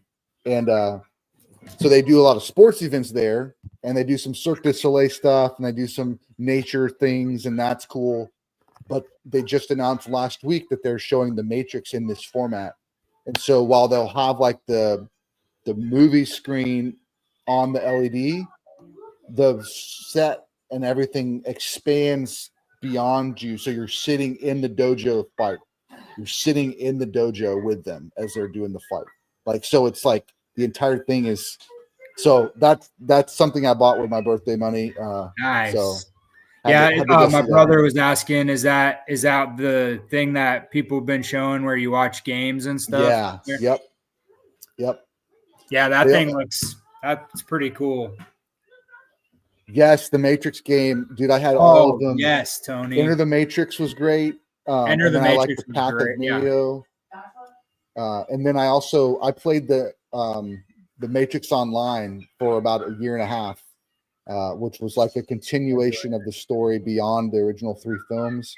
And you were now freed from the Matrix, and you can make your choice of how you're going to kind of be an active player in this Matrix, in the Matrix, while you're, you could follow Neo, you could follow the Merovingian, or you could follow the agents. I played Enter the Matrix, but I didn't have an Xbox. I had for PS2, and it was kind of weird because I bought one copy. I think I bought both of them at Best Buy at the time, and one copy didn't work. Like I got like halfway through the game and it stopped working. Sorry. Whatever. There you go. Yeah. Sorry, I got Enter the Matrix, Path of Neo, Matrix Online. Those are awesome. Yeah, no. Since it brought it up, Yeah, the Enter the Matrix was so much fun.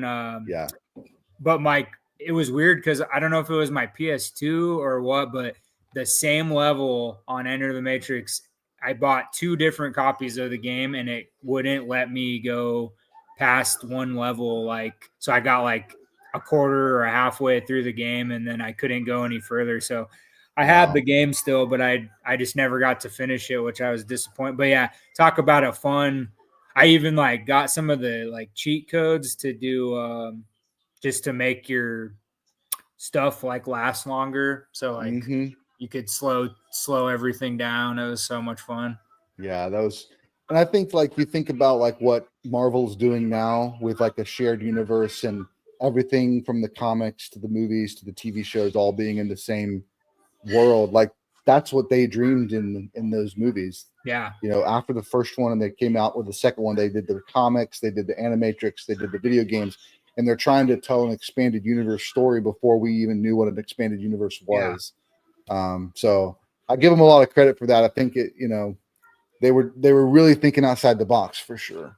Yeah. Well, and I mean, I remember when Matrix Reloaded was about to come out and just like how, I mean, there were sequels that had come out during that span of time that were really big, but like I just remember going to the midnight screening and it was just bonker. Like people were, and then that kind of set off a bunch of sequels. And then we had like the Pirates sequels started coming out, and we had all these big blockbuster sequels were coming out. But I just remember Matrix Reloaded was just in, and like everyone was talking about it because it was just so exciting because the first one was so groundbreaking and it's nuts. But yeah, no, I can see why it's loved by so many people. Like, it's just so awesome.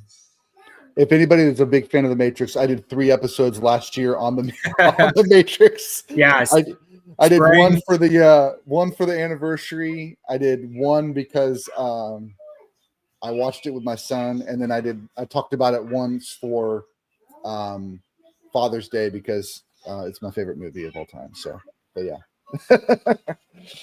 My brother, he plays a lot of games. I don't know if you've played this, The Matrix Awakens. Have you played that? I haven't. No. Yeah, he said there's a trippy demo that came out, Matrix Awakens, where all the NPC characters in the game have AI programming. It's pretty crazy. Okay, that came out on Xbox One. Probably, yeah. He has Xbox One. I downloaded it, but I didn't. I don't know that I ever knew how to play it, so I'll have to check it out. Oh, he said it might just be on PC. Oh, okay, gotcha. But yeah, no, the games were great. Did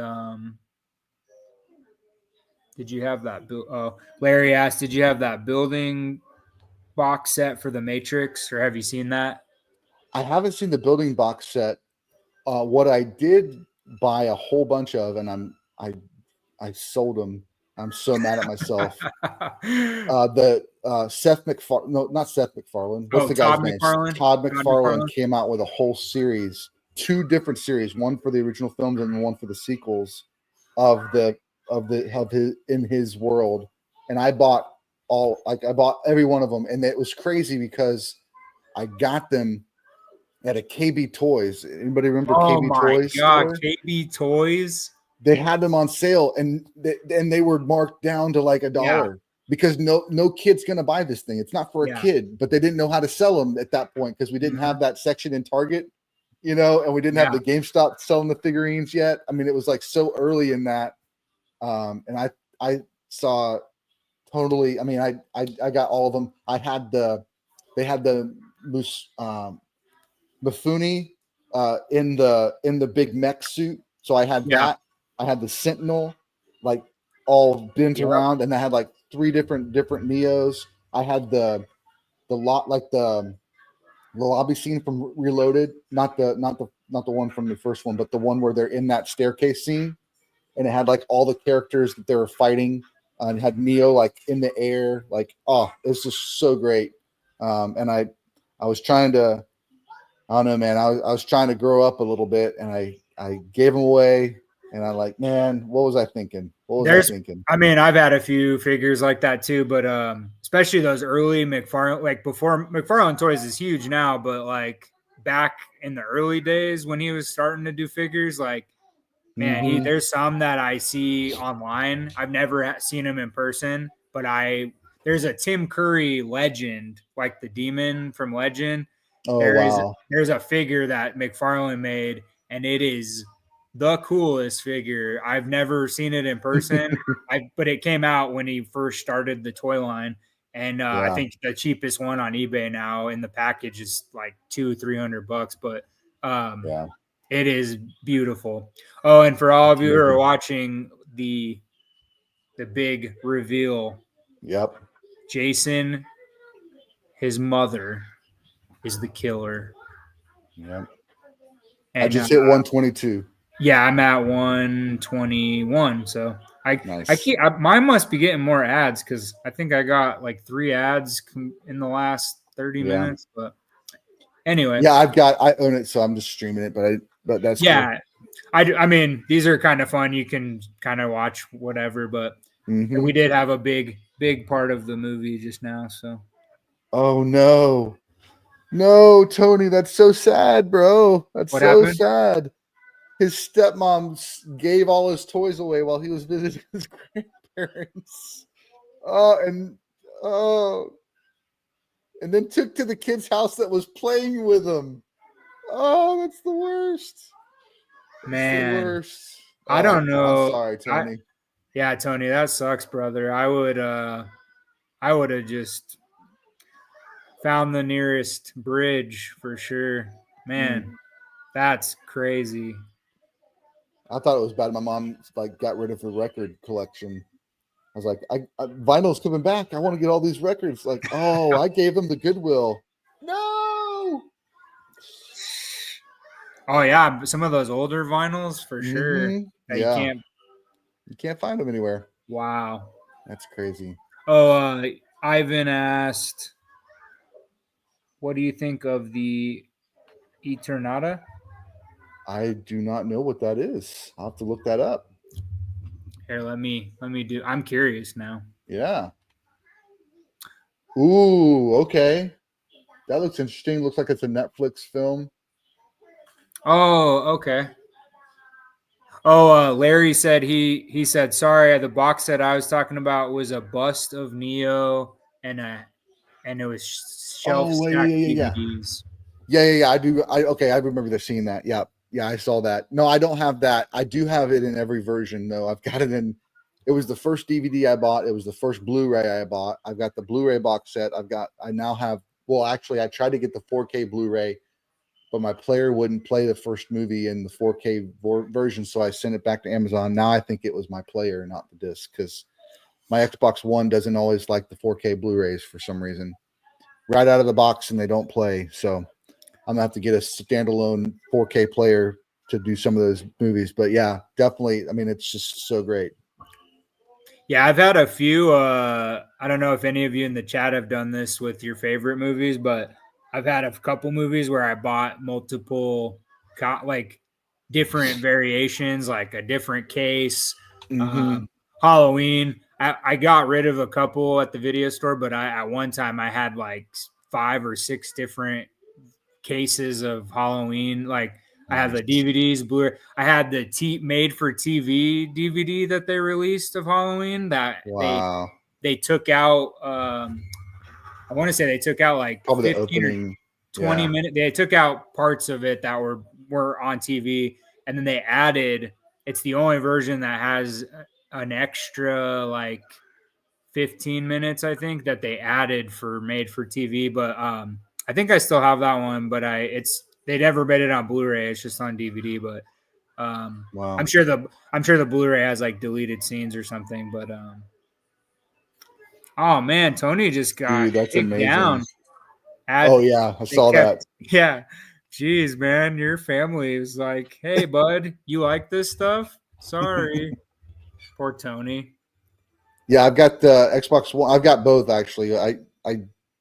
Well, I guess the Xbox One. I ended up trading in and getting the Xbox. So I have the Series X and the Series S. The Series X is the one that's giving me trouble with the 4K Blu-rays. Dang, Tony's got 900 VHS tapes. That's impressive. That's amazing. That was one of my. I had the original VHS Star Wars trilogy and my mom doesn't know where it is, and I'm just like, you got to be kidding me. Yeah. So Well, my kiddo's starting to get into Star Wars, which is awesome. But we went to Free Comic Book Day. We went to this new comic book store in OKC, and they had a DVD section. And he picked out episode 1 on the 2-disc DVD that they first put out. And he already the thing's a little tough to like pop the discs out, and you broke it. he snapped the disc 1 in half. Oh no! Like like day 2 of having it. I mean, it was cheap. It was like $5, but I was like, no. Well, my physical media love, I have to realize that he's starting to get his own collection, but like I'm trying to help so he doesn't like break his discs already. Right. But yeah, he snapped episode 1. He must have been foreshadowing Darth Maul, I guess. I don't know. Yeah, I need to get I don't have a 4K player. I really want to get one because I have a bunch of 4K sets, but yeah, I don't have anything. Such a yeah, for sure. Yeah. No, well, it's funny because like he had a couple of movies I bought him when he was little on like Blu-ray sets. What happened? Oh, is there a big part coming? Yep. Oh, heads rolling. Oh no. Heads are rolling. Yeah, mine's. Oh, here we go. Yeah, mine's behind a little. Here we go. Yeah, this was. I mean, it's semi cheesy, but like that's really good. Like those effects are. Yep. To get ahead to actually and they made sure that it was a real body with like the hands and stuff moving. Mm-hmm. So to make the head fall off is pretty. Yep. You got it sealed and opened up. Yeah, my love for physical media will just never end. And now they're coming out with all these new. Jaws is a great example. I already have the first Universal Blu-ray that came out for that, and then I already have the first Steelbook that came out for that. But there's a new Steelbook, and the artwork is so beautiful, and I'm probably gonna buy that one eventually. Nice. And I'm like, I gotta get it. Oh, here we. What are you at? What are you at? 129, 17. 129. Okay. Yeah, we're pretty close. Here we go. Yeah, it's about to happen. I'm gonna pause for a second. All right, there we go. 1926, 27. Yeah, mine's at 129.17. This is a really cool scene, actually, though. Yeah. And then there's a Shout Factory. When you ordered the box set, I actually got the big deluxe box set that came with 2 posters, and they have a really cool. I'll have to post it on Instagram, but there's both posters are awesome. But they did like an cartoonist looking artsy one of him coming out of the water to grab her. Nice. Pretty cool. But yeah, I haven't done anything with them, but I think that's going to be my next cast piece is going to be it was going to be Terrifier, but I think I'm going to do Friday the 13th just because Terrifier people are so young and it's they go to so many more cons than the Jason people and stuff. So yeah, I think that'll be my next. Got him. Oh, Tinder date gone wrong. He said, "Meet me in the water." I didn't know he was in the water. I thought he was going to swim out with another canoe. I mean, that you got to admit that's a pretty cool like reveal. Like, oh yeah, she's sitting there. You think she's going to be rescued? Oh nope, Jason's grabbing her. Oh nope, she's in the hospital. Like, all right. Imagine like the theater reactions when that first came out. I bet it was awesome. Yeah. Isn't it funny? You can actually. I just watched. I saw a Halloween one the other day. Somehow people have theater reactions from like old like 70s and 80s movies, and I'm like, Where'd you get it? I guess you had like the video A cameras, but camcorder they were somehow. the early ones. But Yeah. Star Wars, there's like reveals for that. Mm-hmm. Yeah, I saw that one. It was like the first time Darth Vader said, Yeah, it says yeah, he's his father. Yeah, that reveal was cool. Everybody was gasping. The Halloween one was like Michael in the closet, and then he gets up in the background, and everyone's like screaming. And so I would great. have loved to have been like when that first came out, and just was so groundbreaking. I think my favorite movement like that is at this point is still in game. Like Cat picking up Mjolnir like that. I was in the theater in front of the stadium seating, so I just had a wall behind me, nobody around. Everybody was in the back, so I could still hear the energy, but like I felt like I just had the TV to myself, like the big IMAX to myself. No, and Avengers. To have that, that's another theater reaction that keeps Well, they just had the anniversary, but that theater reaction keeps popping up, and that was a good one as well. I mean, even Infinity War, it wasn't people like making a lot of noise, but like that I remember going opening weekend with Jess, and we both were just like, "Oh my, this is devastating." Yep. Very quiet at the end of Infinity War, and then just kind of like sat to yourself, like, "Oh my god, what just happened?" Yeah. So good. I hope the next few things are well. My main concern right now is I hope we finally get a good Fantastic Four movie. Yeah, we're gonna be watching those. I'm gonna be introducing the boys to those movies. I've already titled the podcast "The Not So Fantastic Four Movies." But it's so weird too, because there's people. I mean, the first two. Well, I guess I shouldn't say the first two because we have the OG one that was like, yeah. Wasn't that made by? Well, I mean, I might need to add that to our watch list. Then I gotta see if I can find that. Roger Corman did the original one, and there's a really good documentary about that one actually. And then, like the first two like more newer ones with Jessica Alba, those weren't. I mean, they're not amazing, but like for the time that they came out, like there wasn't a lot of cool ones like in there. Yeah, thank you, Larry. Canon Films made. Okay. There's a good documentary that came out about Canon Films. If you want to go back to a throwback and enjoy like old movie footage, it's called Electric Boogaloo because Canon. I've heard of that. Yeah, Canon Films made Breakin' and then Breakin' 2 Electric Boogaloo. So they named the documentary about Canon Films Electric Boogaloo. And and it's crazy, all the movies, like you didn't realize how many they produced. Like I think they did Superman 4. They didn't do any of the other ones, but they did Over the Top with Sylvester Stallone. Wow. They did the Breaking movies. They did all these crazy movies, but like watching that documentary, you're like, holy cow, man, they did all this crazy stuff. That's cool. Tony, the Fantastic Four Roger Corman one, there are DVD copies of it.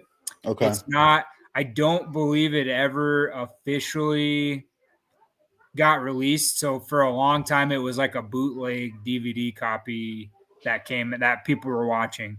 And then that was 1994, right? Yeah, something like that. But it's pretty funny. But well, just because we know it came out a long time ago, but yeah, I think it was like a bootleg one, and then they like sold it technically, but I don't think it was ever backed by like a major studio or anything. So I think Tony, honestly, I'm pretty positive you can watch the OG movie, the Roger Corman one, on YouTube for free. Like I'm sure you can find. I mean, it might not be very good quality, but it's pretty cute. It's just so silly, like the costume, so funny. But Yes, there is a new Masters of the Universe coming out. Yes, absolutely. Well, I think Larry's talking because Canon Films did the Dolph Original Lundgren one. one, Yeah. yeah, and then they did the Dolph Lundgren Punisher. Nice. Um, Yeah, it's 2026. It's but going to yeah, they are be doing that Masters of the Universe with Idris Elba is going to be Man at Arms. Jared Leto is Skeletor, which Skeletor. Yeah, that tracks. I have to say, I really liked Tron Legacy. I thought visually it was great. I thought the story was fine. yeah. I know it didn't do great, but I enjoyed it. I thought it was a good film. I thought it was put together well. I hope this next one is good too. It looks It bonkers looks. to have it Oh man, crashing. yeah. Visually, it looks great, but I Yeah. hope it's good. Well, and I just read an article. People can say what they want about Jared Leto, but apparently he put a lot of his own money to make this movie happen because nobody wanted to do another one because of how bad Legacy's box office did. Mm-hmm. But Legacy's kind of held up like once the Blu-ray came out and stuff. Yeah. I remember going to they had it in 3D in the theater, and my buddy and I went, and we were like like the visuals and the visuals, Daft man. Punk score, and like I was like, this is an awesome movie. And then it didn't. Fan Expo Dallas, they're gonna have Garrett Hedlund. Yeah, He's gonna be there. Yeah, but yeah, I bought the Daft Punk extended score where they did like me too. They just had the extra, and then my son Connor bought me the vinyl of the Tron score, nice. so I could have that too. So that was cool. Well, and I trust for the next one. I mean, 9 Inch Nails, like Trent Reznor is that dude knows movies in and out. So like I know the score is going to be fire, but we'll see. I mean, hopefully the movie's at least that first trailer looks fantastic, but we'll see. There's been a lot of really good trailers that ended up not being so strong. So I love a good trailer though. Yep. All right, I'm gonna have to add the Eternaut onto my list as well. It's gonna be on my watch list right now. Which one? Ivan, the one that Ivan mentioned. Oh, yeah. I'm gonna add that one. It looks interesting. Too. Very cool. Horror Cat. Just catching up on the chat, see if we missed anything.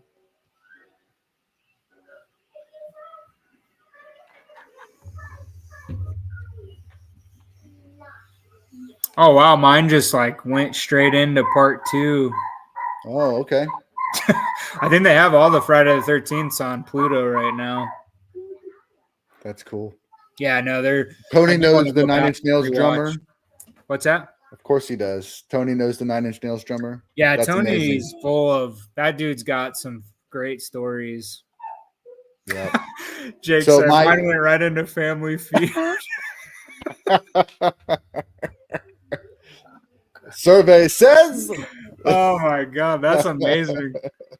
Talk about a family feud. Jason Voorhees family. Holy cow, that's really great. Funny. Yeah. Steve Harvey as Mr. Voorhees. Yeah.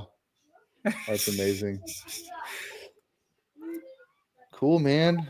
Well, thank you so much for having me on or setting this up, man. It was a fun idea. I'm glad we were able to pull it off. And I do think we got to plan Jaws. Yeah, Jaws. I think we would get a lot of people too because it's so universally loved. But that's one of my all-time favorite movies. So I think we definitely should do that. Does anybody, before we end for the night, does anybody have any questions or comments, or did you enjoy watching Friday the 13th again? I know it's kind of it's one that people watch. They seem to watch like once a year sometimes, but I watch one. It might not be the first one, but I pick one to watch at least every Friday the 13th of the year, so that's always fun. But yeah, I mean the original is so great. So great. It's just ahead of its time for sure. Yep. Awesome. It's great to meet everybody too. Thanks for chatting. Thanks for talking with us. everybody go follow Sprang and check out his podcast. It's really awesome. He and I did some really fun horror episodes. You guys in here will be more. Yeah. You'll love more in the past episode. We did. Let's see. We did The Crow, which was a fun one. We did Scream, and then we did the horror icons. Those all three were last year. Yeah. So if you just go back a little bit, and then we just recently did one for the monkey, and then we did. Yeah, that's right. And then one for A Woman in the Yard with Popalicious Pop Heads. With Tommy. Yep. And Tommy he'll join us on a future one too. But and we got some people Larry's a fun one. He gets into a lot of people's lives. But he knows his stuff really well. So we'll have to get some of you guys on to a future one as well. And we'll have some fun. But yeah, thank you guys all who are in here still. Appreciate you guys coming and hanging out and fun. I know we didn't fully talk about Friday the 13th the whole time, but that's kind of the point of these things. We kind of talk about all things horror. So it's a lot of fun. But yeah, I hope you guys all have a good night. And like I said, go check out Sprang's podcast and follow him on social media so you can see all his other content that's coming out. Check out Larry, the horror cat dad. Tony is in here. And does Ivan have a page as well? You know of? Check it out. I think yeah. I don't know if Ivan does Ivan have a YouTube channel? I'm not sure. I'll check it out. Okay. Well, go find him on if you click on his profile, you should be able to see for sure. And then my brother Jake, thank you for hanging out with us, buddy. That was really cool of you. And we'll do this again, but thanks again, guys, and everybody have a great Friday night and a fun weekend, and we'll catch you guys later. All right. Peace, y'all. Thanks, y'all.